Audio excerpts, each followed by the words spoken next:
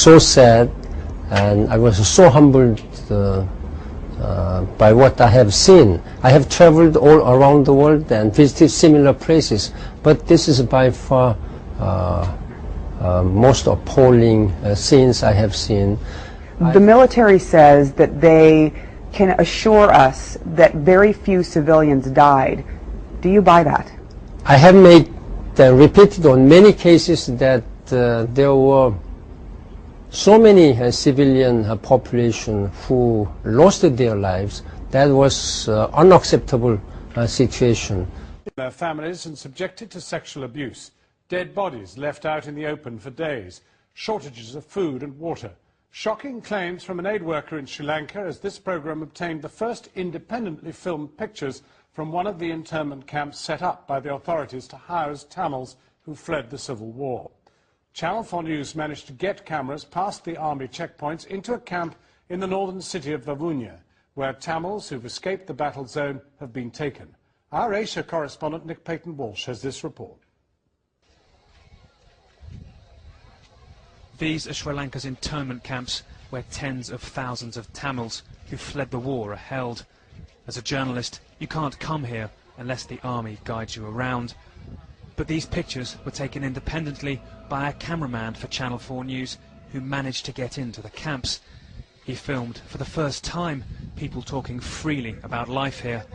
They wanted their identities hidden, but spoke of the thirst, the struggle that came here after the perilous trek from the front lines. One man said he's an aid worker at the camp. Personally, I saw 4 dead bodies inside the camp, 3 women and a man. Worms came out of the mouth of one. It must have been there for 3 to 4 days. People just live with the dead bodies without doing anything. Some children were close to one. They didn't know that it was dead. People don't know who to complain to, so they just leave it. I saw mothers unable to feed their children. One asked me with tears for 2 spoons of milk powder to feed her kid, but I couldn't help her. Stories of families separated by war and then imprisoned apart during the peace. Fathers and mothers without their children. This man looking for his parents. There's still children here without their parents. They're living through hardship. We don't have a life here. This is a jail. We don't know who is alive and who is dead. We learned of 2 children who died when they were caught up in a crowd that was trying to get to a food distribution truck. People were exhausted. They were only thinking about getting food, nothing else.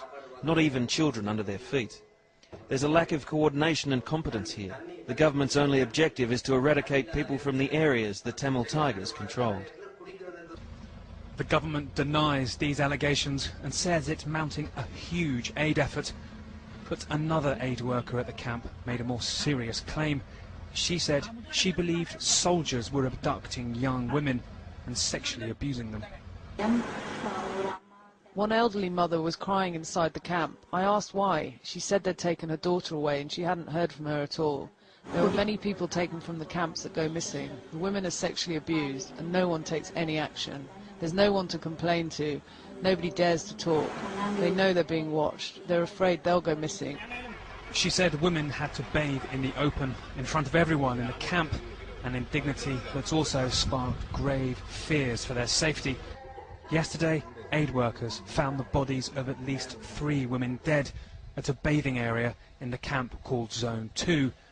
It's not clear how they died, but the incident has caused the UN to ask for the soldiers guarding the bathing area to be replaced by 20 female police officers, and for civilians, not the police and army, to investigate complaints of sexual abuse in the camp. The military says the allegations were part of a Tamil Tiger information war against it. There is a huge propaganda machinery against Sri Lanka. There again I must say, as I've told you, that when you handle 200,000-300,000 IDPs, they're not going to be perfect and absolute fine. I mean, I'd be a great lie if I say so. So if your soldiers are abusing people or responsible for disappearances, they should be punished? Definitely. We will take course of action, legal course of action, and then they'll be punished because our forces, we know that they're one of the most disciplined forces. That's not something human rights groups would agree with. There are paramilitary and military forces active in and around the camps with a history of basically disappearing people. So people are extremely vulnerable and not getting the help that they need. The UN has asked the camp's authorities to investigate some of these allegations and would prefer civilians to be in charge of the camp.